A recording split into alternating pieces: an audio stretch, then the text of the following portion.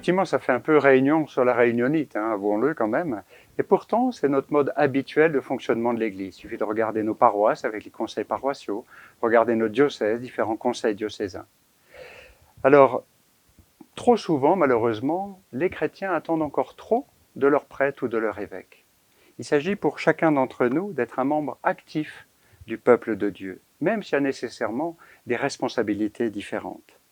Car l'Esprit Saint souffle en chacun de nous, non seulement pour avoir des idées, mais pour devenir des disciples missionnaires, selon la belle expression du pape François. Il s'agit donc d'amplifier la nature synodale de l'Église, dont nos frères orientaux catholiques ou orthodoxes sont plus familiers. Ce synode va être donc comme une grande randonnée synodale. Effectivement, notre fonctionnement est donc déjà synodal à travers tout cela, et notamment à travers cette mission Altitude. Elle est menée par une équipe diocésaine composée de différents états de vie et vise à définir une mission diocésaine et des orientations diocésaines pour les 10 années à venir. Quand je suis arrivé, beaucoup m'ont demandé des orientations. Ça a été la même chose quand nous avons entrepris ce qu'on a appelé le travail collaboratif entre les services, le presbytérium, qui a abouti à différentes propositions, et la principale des demandes, c'était justement des orientations diocésaines. Avec le retard du Covid, l'ensemble du processus Mission Altitude, évidemment, a pris du retard. Mais nous avançons et nous nous interrogeons pour savoir comment consulter l'ensemble du peuple de Dieu.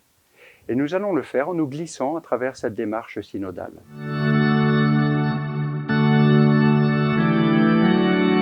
Alors, en 3 grandes étapes.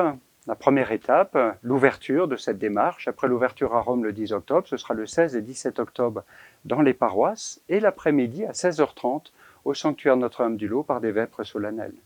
Puis après, il y aura un temps de travail où je vais inviter tous les chrétiens à se réunir en petites équipes synodales jusqu'au 11 février, la date de Notre-Dame de Lourdes, la fête de Notre-Dame de Lourdes, où j'inviterai ces équipes à remonter à l'évêché une feuille A4, tout simplement, avec leurs idées, leurs propositions. Et puis les équipes synodales, troisième étape, se réuniront encore pour travailler sur les orientations diocésaines. Et tout cela aboutira à également une feuille de remontée pour Pâques, et puis le jeudi de l'Ascension à une grande fête diocésaine d'adoption de ces orientations diocésaines. Alors chacun d'entre nous est invité à participer, et vous pouvez même inviter des frères et sœurs d'autres confessions chrétiennes ou des personnes plus à la périphérie de l'Église, des pauvres, des migrants, etc. L'important est pour moi de constituer des équipes plurielles, et non de se réunir simplement entre gens qui pensent la même chose. C'est pourquoi le niveau paroissial me semble adéquat, parce qu'il réunit l'ensemble des chrétiens. Par exemple, une personne se dévoue, invite ses amis, ses collègues, et des chrétiens, pour parler de tout cela autour d'un café qu'on pourrait dénommer le café synodal.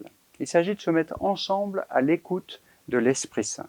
Quelle est la volonté de Dieu pour notre Église universelle et pour notre Église locale diocésaine? Il ne s'agit pas de vouloir faire passer ces petites idées préconçues. Et le pape dit souvent que ce n'est pas un parlement. Je souhaite à chacun de se mettre à l'écoute de l'Esprit Saint, et je souhaite à chacun une bonne grande randonnée synodale.